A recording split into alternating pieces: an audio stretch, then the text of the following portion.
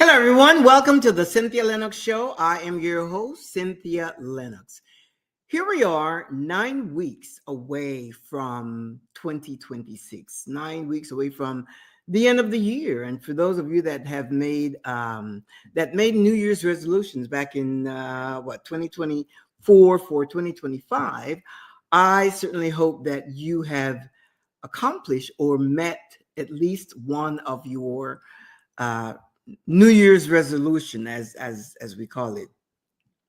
Personally, I don't make resolutions simply because, for me, in my mind, it becomes performative and it doesn't really give me the freedom to be organic and to be authentically me because I'm trying to make something happen. I want it to happen. Of course, I have goals and desires and so forth, and I lock in energetically. I exercise that energetic authority and lock into that, and that's kind of how it works for me.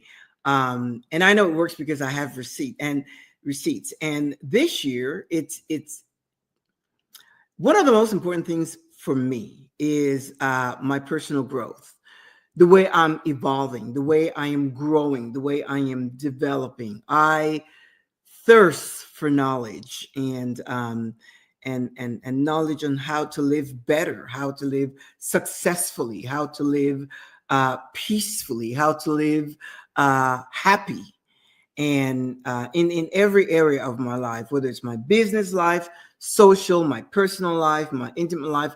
I want to grow in every area of my life, and I pay close attention to that because that's really what fulfills me, and to me, that's what life is all about. And as I take care of myself, and all that has to do with self-care, then I become a better version of myself for you, for the world, for my family, for my friends, acquaintances, my husband, all of that.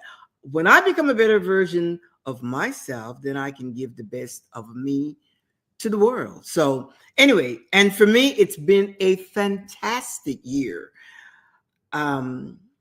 I've learned to come into this place of peace where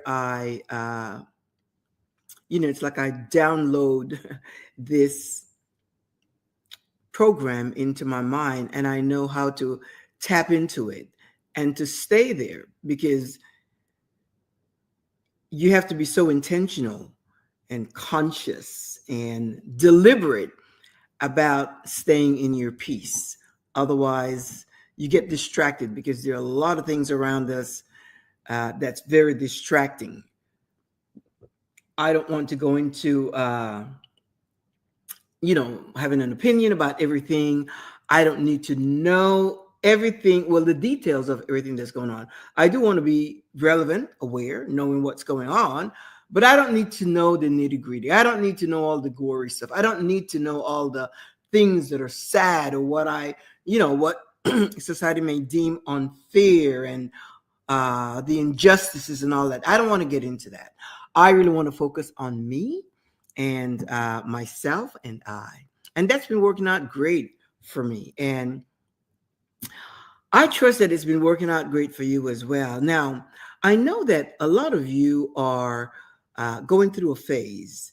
And that phase, you may not even recognize that it's the process of recreating yourself, reinventing yourself. You are coming out of that place. I'm going to be looking here because I've got my iPad set up here with some notes that I wrote. And so anyway, a lot of you are going through this phase of change, and sometimes you don't even recognize what's happening to you. Sometimes you haven't even defined what it is because it's all new.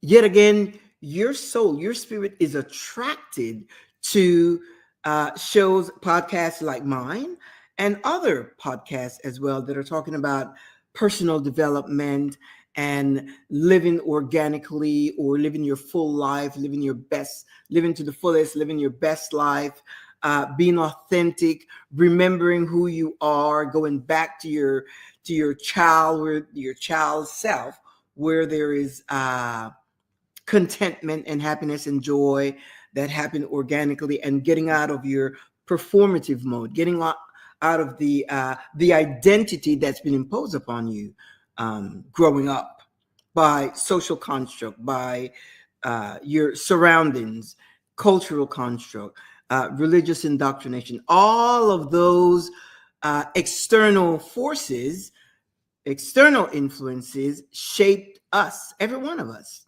That's by default. We can't help that because that's part of our growth.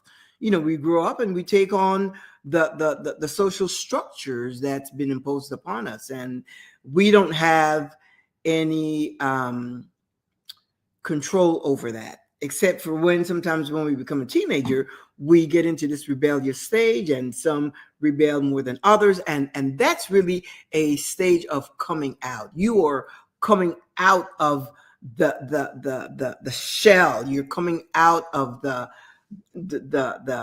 bondage, the stifling feeling of conforming to the structures set up by someone else's idea of how you should live.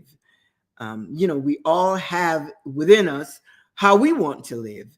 And it's not a matter of good or bad, right or wrong, true or false. It's simply that you want to be your authentic self so that you can live and be happy with who you are. Because you'll come to find out that the universe is neutral. It doesn't respond to morality. It doesn't respond to fairness. It responds to energy and vibration.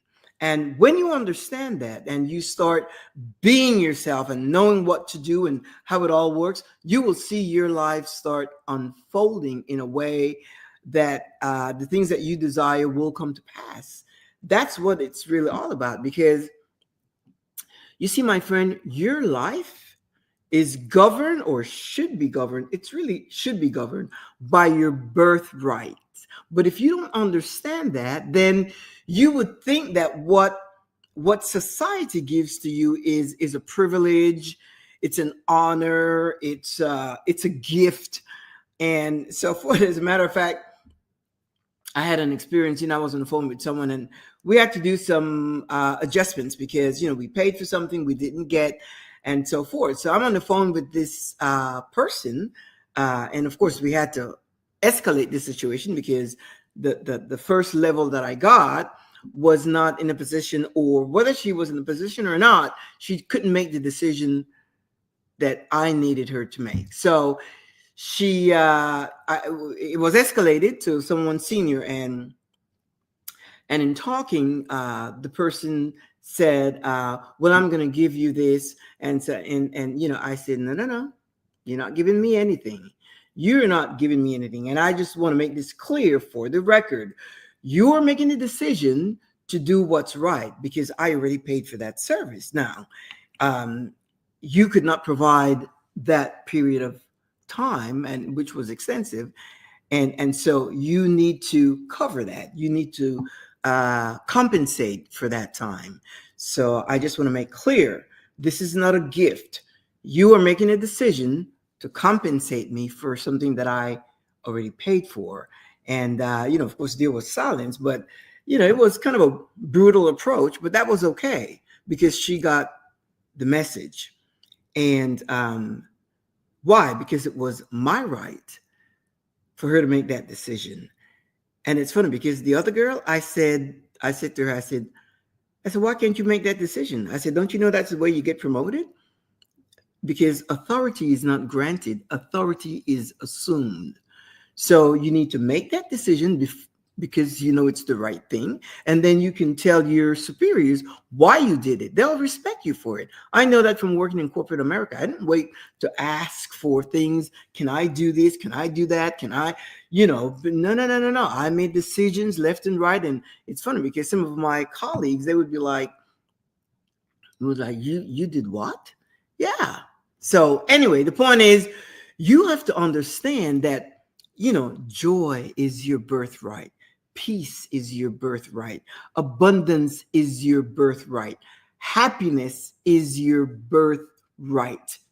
Safety is your birthright. Provision is your birthright. Health is your birthright. Once you approach life with that mindset that all these things are your birthright, then you would know that it's not that you're privileged, it's just that you that's your birthright. You have the right to be happy. You have the right to live in abundance. You have the right, that's and we are so influenced by the construct that we that's imposed upon us, and we get so used to the repetition, because when you repeat something over and over and over, your nervous system takes it in as truth, and it begins to perform as if it's true.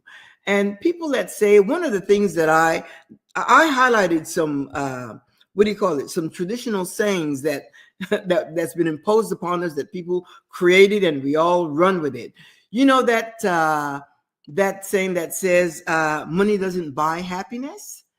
And I can tell you that there was a time that I wondered about that. I struggled with it and so forth. And when you subscribe to that kind of thinking, my friend, guess what? Your whole system will take upon that, and will begin to conduct your life accordingly.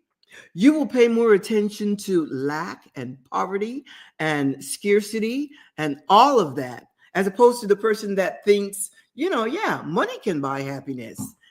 That's the way I think now. And interestingly enough, because I think that way, I operate that way. And when I say money can buy happiness, yes, it can.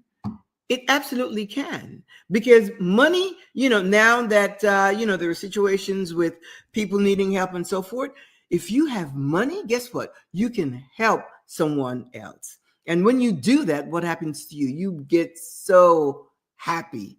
The other day, my husband and I, we went out to, dinner, and I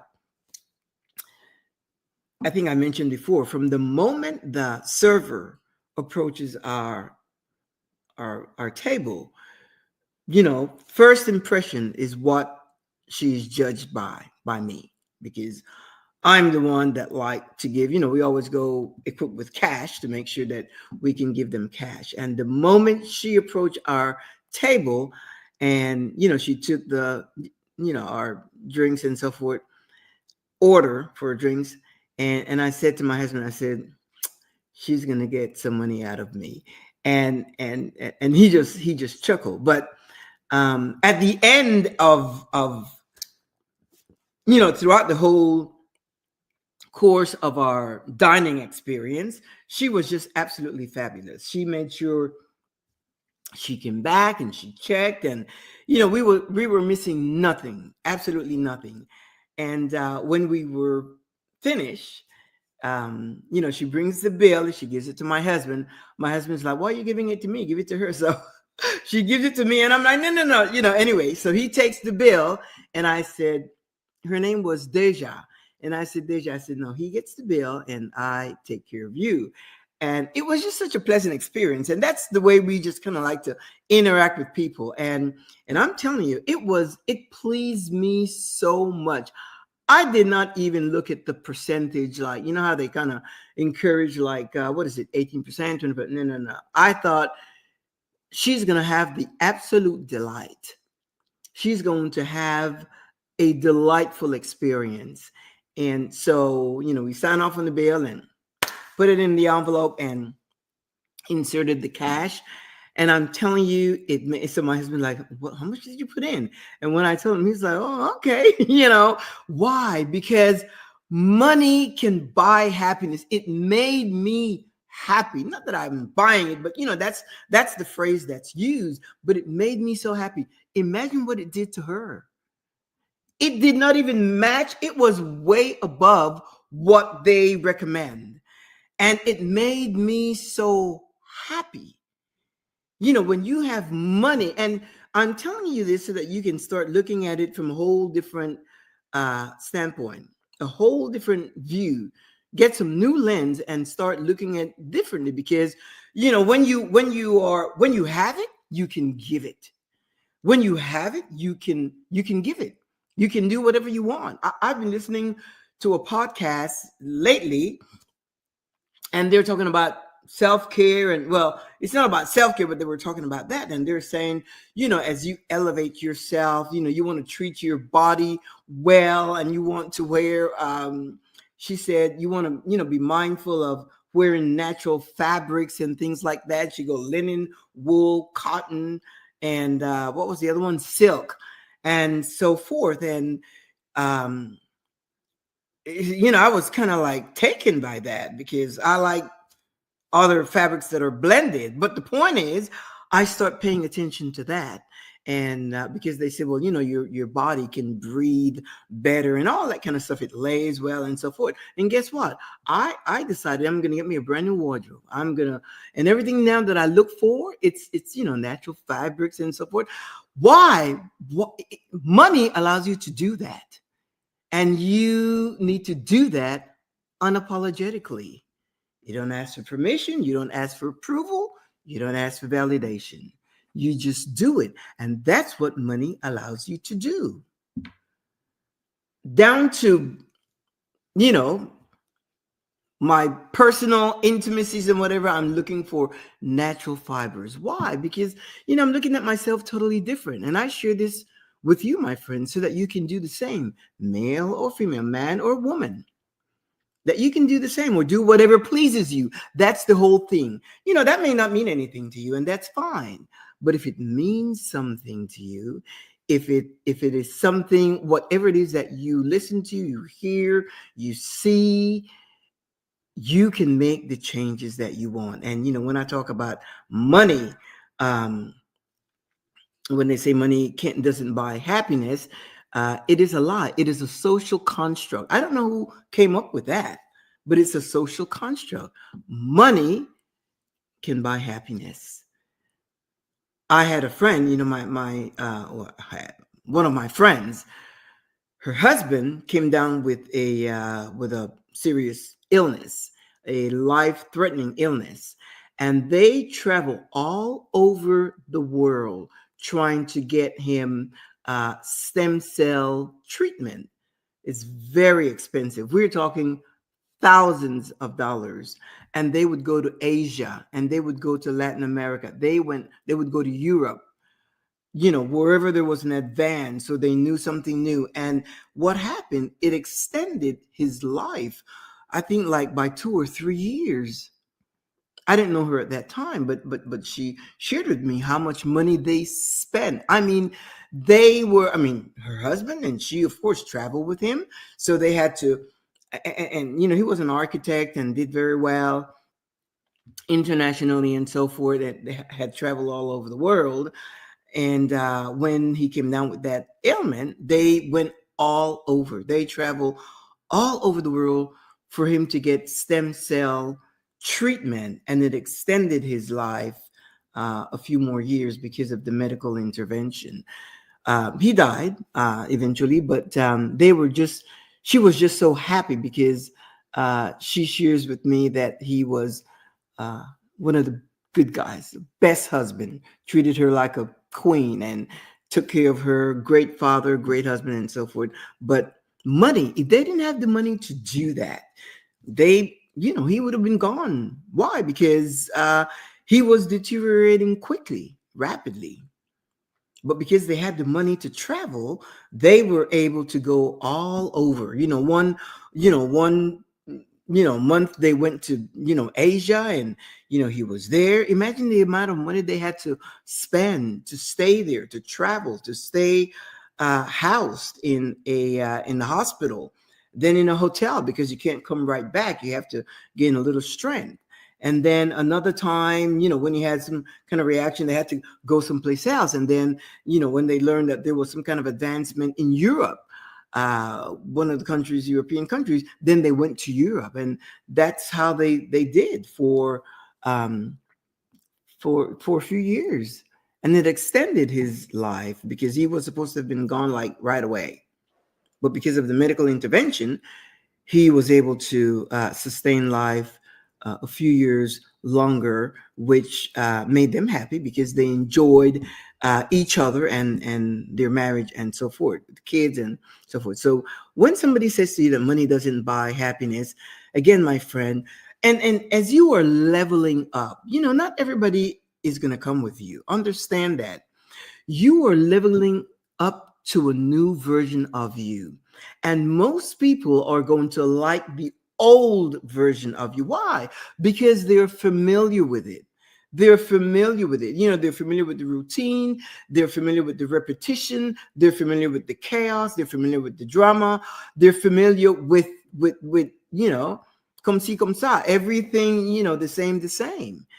But when you are leveling up, in a lot of cases, it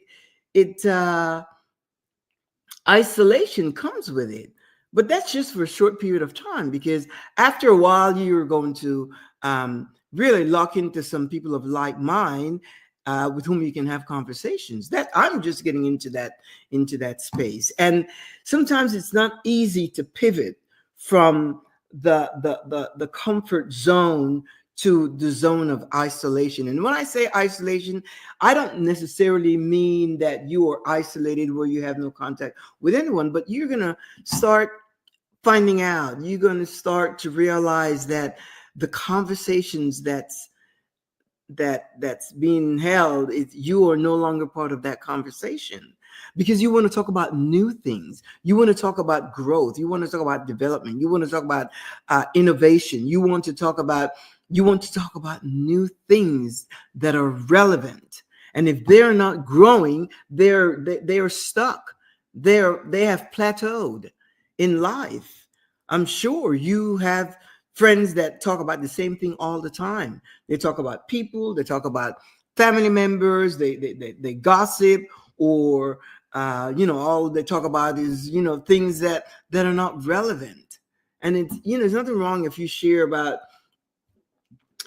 some areas of your life and all that, but if that's all you have to talk about, then you're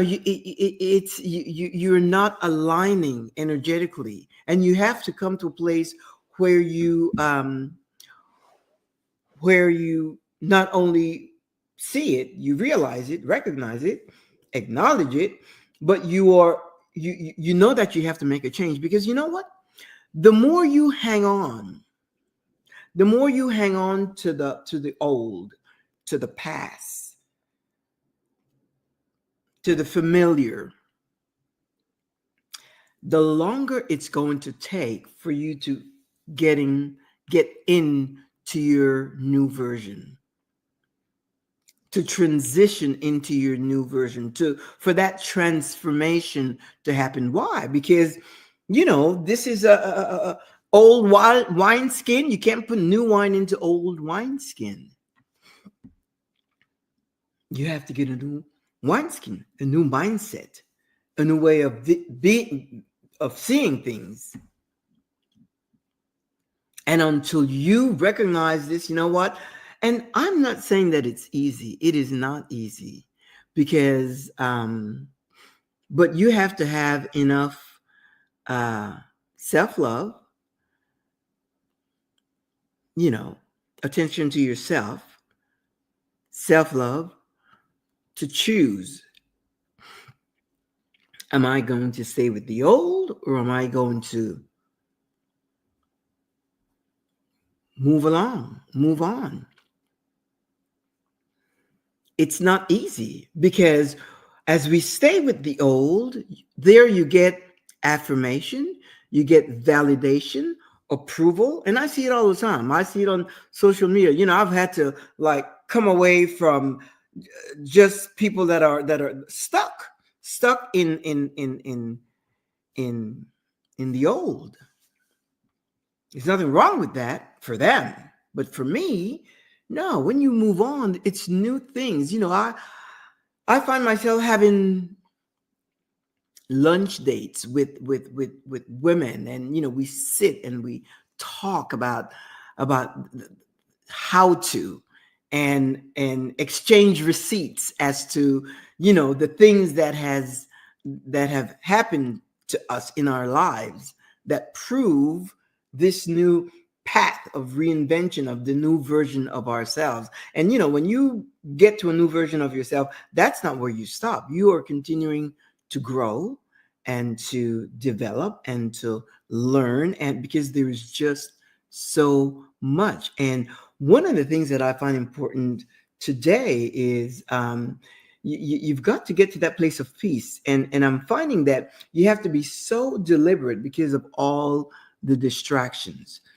And if people try to keep you, drag you down to that old version, then what does it bring? It brings anxiety, depression, and it's not healthy for you.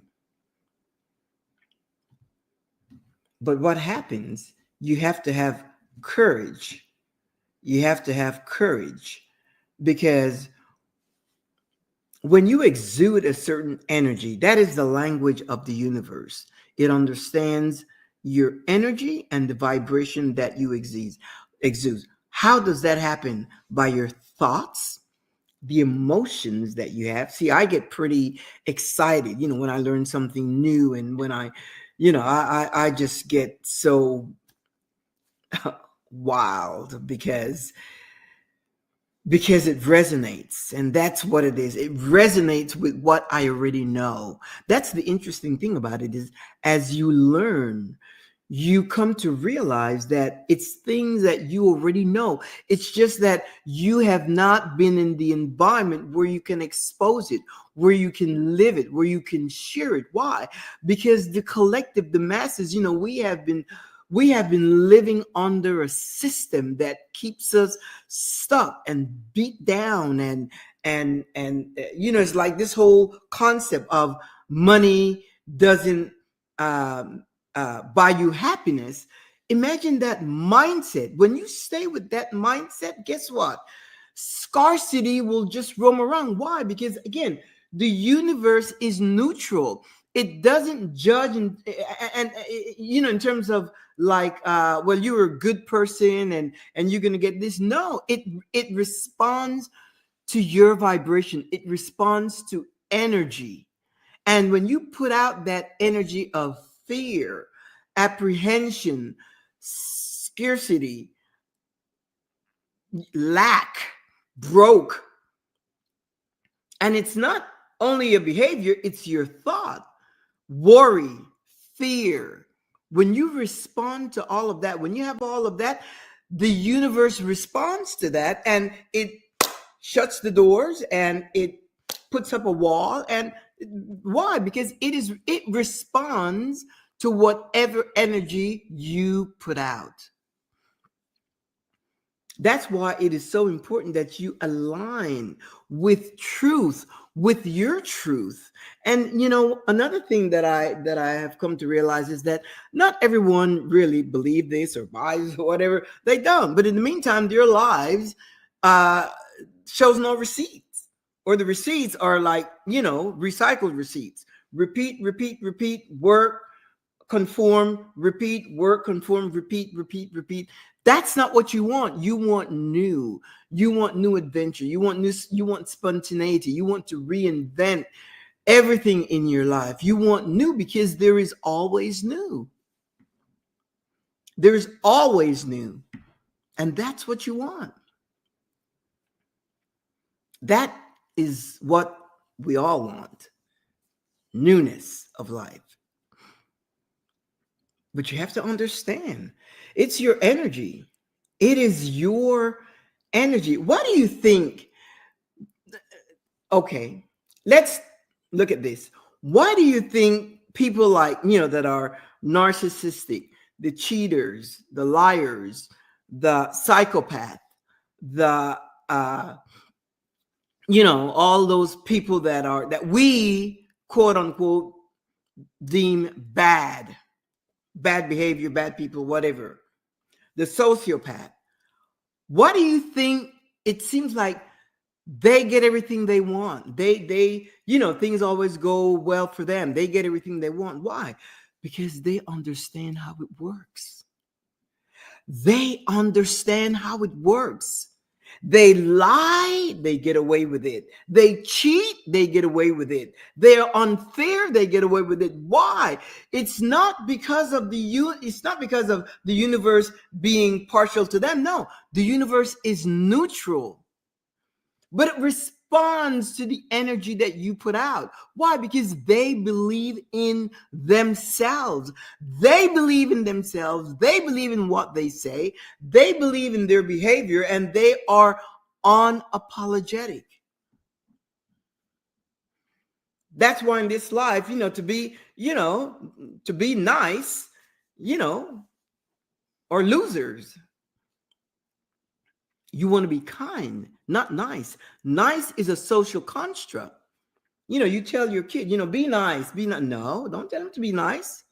Tell them to show kindness, not even be kind. I don't want to be, I want to show, demonstrate kindness. I want to be me. And out of being me comes that behavior, that reaction, that experience. I show kindness and I'm mindful of that. But as far as being nice, I don't think in terms of being nice. But most parents, you tell your kid, come on, be nice, Johnny, be nice, Pete, Bobby, whatever, be nice. You lose trying to be nice to people. You have to be fierce. You have to be confident. You have to be assertive in the things that you do. That's why it is important that you understand how this works. Because why? It brings you receipts, which means things manifest in your life. Brings you receipts. That's the whole thing about living, about life, about growing, evolving. You need to see things work. Things must work for you. You have to see results. If you don't see results, it's all blah, blah, blah. And repeating the same things over and over and over and over and over again. Make no mistake. The universe is neutral. And whatever energy you exude, whatever vibration you exude, that is what it responds to. If I have certain images, people talk about a vision board and so forth.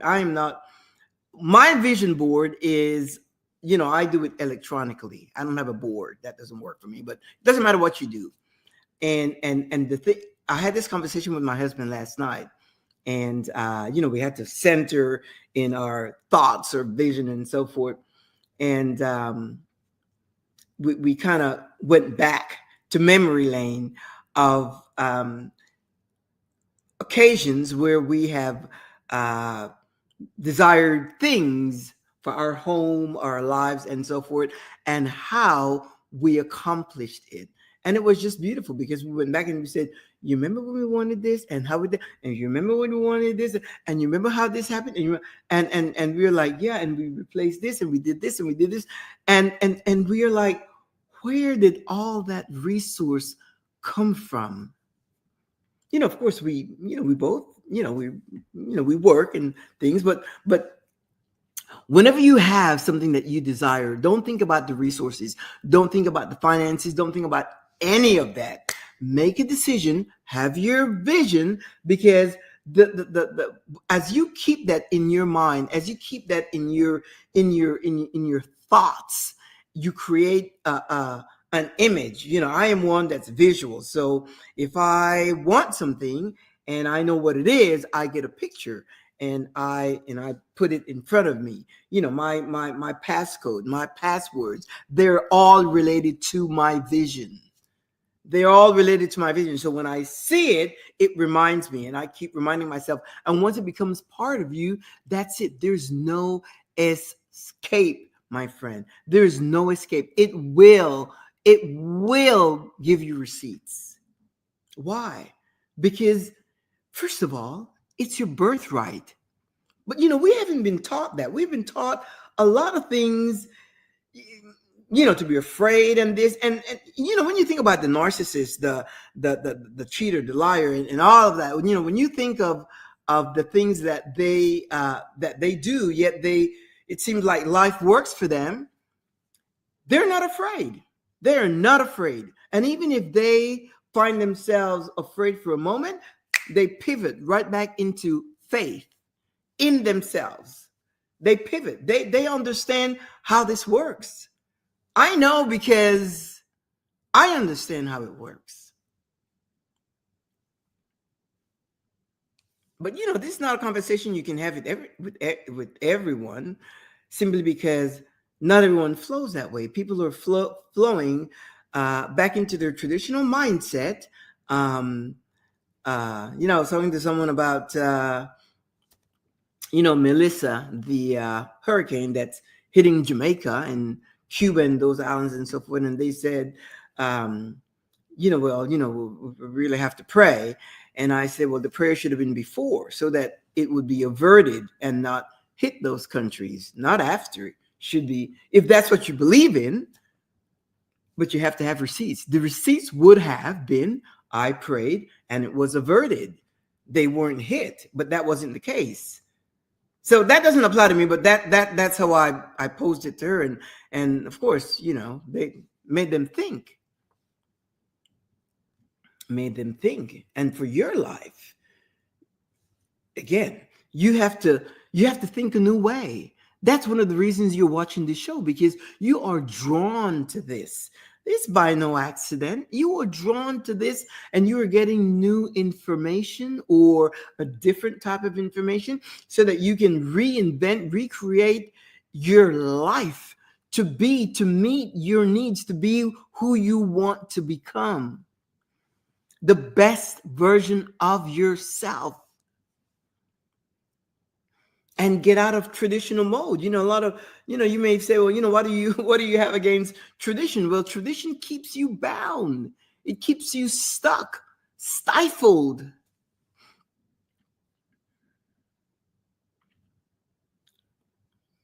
Makes you helpless. But when you are dealing with the reality of how things work, neuroscientists will tell you that your thoughts, your feelings, your emotions, and your actions, your behavior, it's almost like you are creating it yourself. That's why if you think of the elements around you, if you think in a fearful manner, then yeah, you will be fearful. You will be afraid to go out, afraid to do this, afraid to do that. No, I don't think in those terms. Of course, you use wisdom and you're cautious and you're prudent and so forth, but I'm not afraid. I don't want to walk around afraid. Why? Because I, in my mind, know that I am safe, secured, and protected. Those are the thoughts that goes through my mind when I think of myself, when I think of my husband, when I think of my family. I think in those terms. But when it comes to me, I think in those terms. And that's why as I learn things, I try to make those changes in my life. Why? Because they suit me. One of the things that I hear also, as a matter of fact, my friend said that to me not too long ago. We were talking about something, and she says, beauty. What did she say? Beauty is pain. We're talking about this same thing about developing and growing and really becoming the best version of yourself and so forth. And then she said, beauty is pain. And I didn't give any thought to that. I laugh because I remember years ago, I used to wear these high heels when my husband met me, and 6-inch heels and so forth. And if I would see a pair of shoes, even if they were small, I would buy it and just wear it. And when he met me and he said, well, wait a minute, he says, after we became closer, he said, well, those shoes are too small if they hurt your feet. And so we went to the store, they measured my feet, and come to find out I was a whole size larger, kind of. But if you're buying leather shoes, the leather kind of tends to stretch to accommodate your feet and all that. But the point is, um, back then, yeah, beauty, because I would look so fly, so dope, and but I was in pain. Today, now, that'll never happen. That will never happen today. Well, a long time ago, I changed that. I remember we went out and bought a few pairs of shoes and, bought the right size and so forth. But, but today, I'm not about to be in discomfort at any moment. I went out and I bought some shoes that were lower heels, comfortable.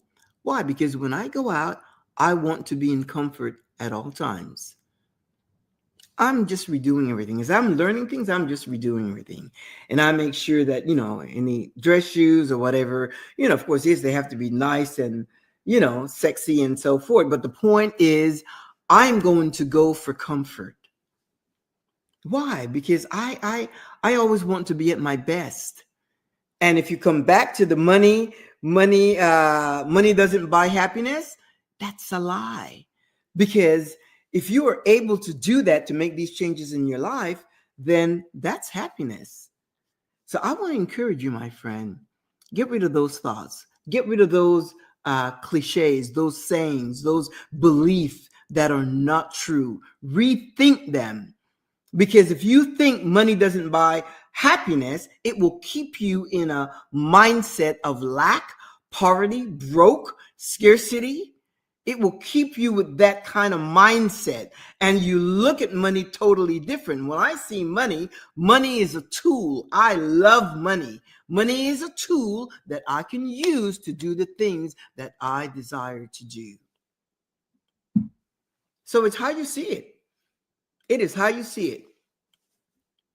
You don't have to accept, somebody, said the other day that you have to, life keeps lifing, and we have to put ourselves in a position where we accept that life is lifing. I don't put myself in any position to accept that life is lifing. I always put myself in a position of no limitation, in a position of safety, in a position of abundance, in a position of kindness, that life will be kind to me and smile on me and safety.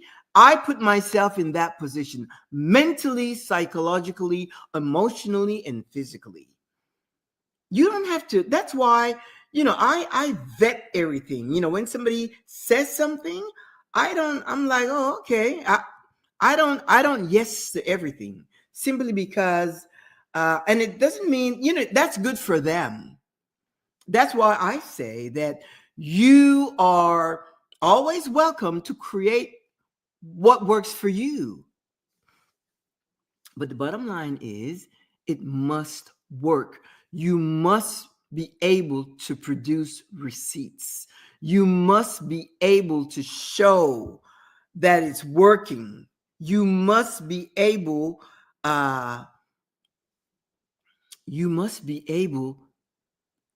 to produce. Another one of the things that people say, which are things that, again, just keeps you locked in. Giving is better than receiving. What the hell is that? Think about that. I used to say that too. Why? By repetition. That's what I've heard all my life, especially when I was in, a certain period of my life. And I used to, giving is better than receiving. That's a lie. Who says giving is better than receiving? It's good to give. I feel great when I give, but damn it, I'm happy when I receive, especially if it's something that I want. Like between my husband and I'm not one that you're surprised. If you're gonna give me a gift, I'm gonna let you know what I want. I want this bag, or I want this, or I want that, whatever it is. I want a new laptop. I want this. Then I'm happy. That's just the way it works between us. I can surprise him because I kind of know what he likes, and I can shop well for him. But for me, I'm specific, and when he gives me something, it feels good. So when somebody's, and in this whole idea about giving is better than receiving, today it's different. Today is reciprocity. It's giving and receiving, giving and receiving. So don't buy into that. I mean, you can if you want to, but I don't, not anymore. Giving is better. It's better to give than to receive. Who the hell came up with that? Who came up with that? Because look,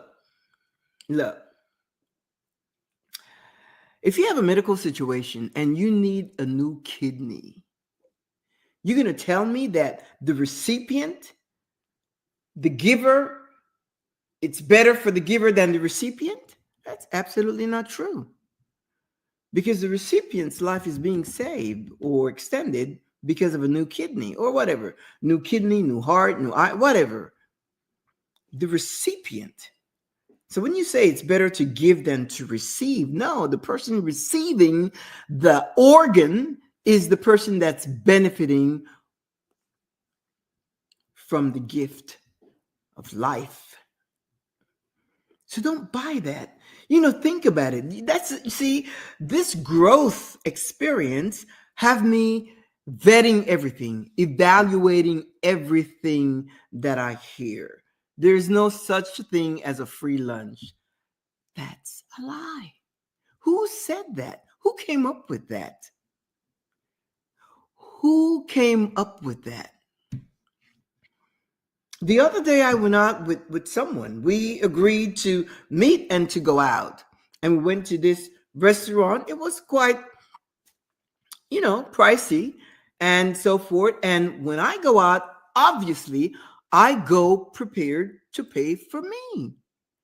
I go prepared to pay for my own, whatever it is that I consume, and to give a tip. So when the waiter would say, is this going to be one check or two? I just say two, separate checks. Well, this person said, no, it'll be one check. I'll take care of that. And there was no strings attached, none at all. And I said, well, let me take care of the tip. And I did that. And again, what was his name? Will, our server, just a great guy. We always, anyway, was myself and a friend. And I was just pleased to make sure that he got a great tip because the service was just excellent and it was a great restaurant and so forth. So when they say there's no such thing as a free lunch, what does that mean? And who came up with that? And how can you believe that? There's no such thing as a free lunch. And I know what it means. But it's not true. It all depends on how you process it. These are things that you will be, another one is family comes first. Family comes first. As a matter of fact, next week, I believe I'm going to, I'm trying to put something together where we have this thing. Thanksgiving is next month. And a lot of people are going through anxiety because they know they have to meet with their family. And then, this person doesn't speak to the other person and so forth. And when you say family is everything, is not necessarily true because, you come together and then you would have one that doesn't speak to the other, or the sister that shows up without her husband because they don't like her husband, and there's no truth to that gathering. And then you have to sit, or you have to be in the same room in some families with an uncle that essayed, sexually assaulted someone, and now you're grown and you remember that secret, and your heart hurts, and there's so many things. So when they say family is everything, that is not true. Now, and don't get me wrong, there's some families that are close and that's wonderful, but I am telling you, family is not everything. And family is your community, your tribe, the people that you have put together that wants to be in your life and you want to be in their life. Now, if you have a great relationship with all your family members, that is wonderful. And I applaud that. I think that is so great, but it's not always, when you come together, it's about speaking truth. It's about being true to yourself and not performative. And that's what happens, particularly during Thanksgiving. You sit at a table and you perform. It's just performing. And, you go around and you give thanks for this and thanks for that. And there's no truth to it. I remember one time we were invited to a Thanksgiving, and held hands and somebody prayed, and then everyone had to say something, what they're grateful for. And I just found that so awkward because I had to think of something. I had to think of something because the things that I'm grateful for, they're personal. And I could share it with my husband, but so I had to think of something. And so it was performative. And that's what happens with people that have not come into the knowledge of who they are and walking organically in your own authenticity. When you know who you are and you can walk in that place of knowing, in that place of embracing all of who you are, and you don't care or you're not affected or influenced by what people say or what they think of you. You are just your true self. It's your true self. It's just like when people say, for Thanksgiving, two things we never talk about: politics and religion. Now imagine that. So imagine you, the person that's evolving. You are evolving into a brand new version of yourself. You love yourself. You have peace. There is no chaos in your life. You love the person that you are becoming. You no longer subscribe to the traditional mindset of this. You're probably leaning toward a different type of political viewpoint, regardless of what it is. And you're questioning your religious belief and the tradition and all the things that's been imposed upon you. You are changing. So that means if you go into a family setting where it is said that we won't talk about religion or politics, you cannot be your truth. You cannot be your truth. Why? Because you want to share the joy of who you are, what you're feeling, how you're growing, and how you feel about yourself, and to share with others. And I used to think this way, but now I think I believe this way, and I've seen my life transform. You're no longer depressed. You're no longer anxious. You're off this medication. You're doing this now. You're going out. You met someone, and all of that. You can't share that. Why? Because it's announced that no politics and no religion. So you cannot even share your truth. You cannot share like I am changing now, and I've awakened to some truth that I find work in my life. And I am seeing someone that is different. Well, he doesn't fit into this traditional mindset. And at some point, I would like the family to meet him and whatever. And just imagine the drama and the chaos. If it's a strong family that believes in family tradition, and this is the way we've always done it. This is the way we do the potato salad. This is the way we do the macaroni and cheese. This is the way we do the pumpkin pie. This is the way we do it. And we are not changing. Why? Because that is our tradition. How can you be your true self in that kind of environment? So you see, it is upon you. You have to make the decision to change, to become, to portray your truth, your reality. It takes courage. It takes courage and assertiveness. You've got to be assertive and confident. But what I have found is that once you know who you are, it doesn't really matter what anyone else says. They're not going to tell you to your face what they think about you or what that's not going to happen. They'll talk behind your back. And then again, people have the right to their own opinions, and that's okay. It should not affect your life. Why? Because your life is not performative. Now, if your life was performative, then when you get in the presence of these whomever, family, friends, or whatever, then you would have to perform. You would have to perform. Why? To fit in and to accommodate. You would have to shrink sometimes. Shrink yourself. Lower your who you are. Shrink yourself so that you can fit in, so that you can conform to the environment, to the setting, to fit in. That's madness. That's personal madness. You just that brings stress. That raises your cortisol. That brings stress and causes a lot of situations. Sometimes it's better that you just stay home. You just stay with yourself, embrace your peace, and sit home, get yourself a nice book, or binge watch Netflix, TV, whatever. Get yourself a glass of wine.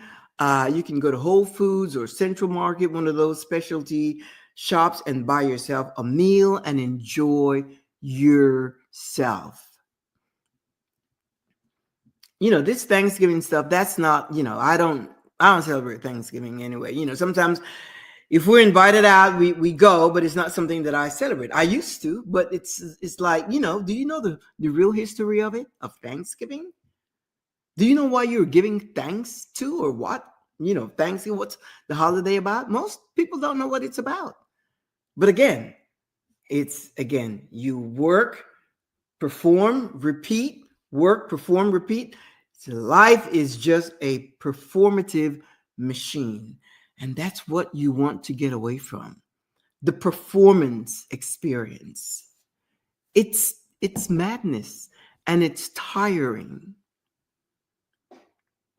You want to get to a place where you can live and breathe the fresh air and make decisions that's suitable for you. And if you have a partner, hopefully you're both evolving at the same time. My husband and I realized not too long ago that it's like, gosh, we're really fortunate because we are both evolving different areas, different ways, but then because we share a lot of what we learn with each other, then I know what he knows what I know. And sometimes if we don't quite get it at the same time, that's okay, but at least that you are evolving and you're not stagnant into the old traditional mindset, way of doing things. It's time to level up, my friend, and recognize, acknowledge, and know that unrest that you're feeling, that thing that makes you look and check all the time, it's because you are leveling up. It's because you're leveling up. And when you're leveling up, don't expect applause from anyone. Don't expect people to clap. You need to validate yourself and move forward boldly and confidently, assertively, and you just move forward in the fullness with your full chest out. It takes time, but start small steps, baby steps, until you come into the fullness of who you are. I'm going to leave you with that. So that you can sup on that. Go look in the mirror and start really loving the person that you see a little more. We have a date every Thursday, 2 p.m. Central Standard Time, right here. Now, if you can't meet me here at 2 p.m., then you see the icons down here, Facebook, LinkedIn, and YouTube. You can pick up this stream 24/7. In the meantime, if you need to write to me, go to info@thecynthialinoxshow.com. I'm also a life coach, and I offer a 30-minute complimentary chat just to see that we align and comfort zone and so forth.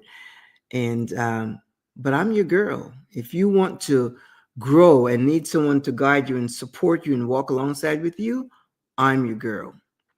In the meantime, I'm going to say have a fantastic weekend. Have a great weekend. And whatever you do, again, and remember, it's nine weeks before your year end. So in the meantime, do whatever you need to do to get ready for that new season that's coming up, and we'll take it from there. Have a great weekend. Ciao, amigos. Au revoir. A tu salud. Hasta luego.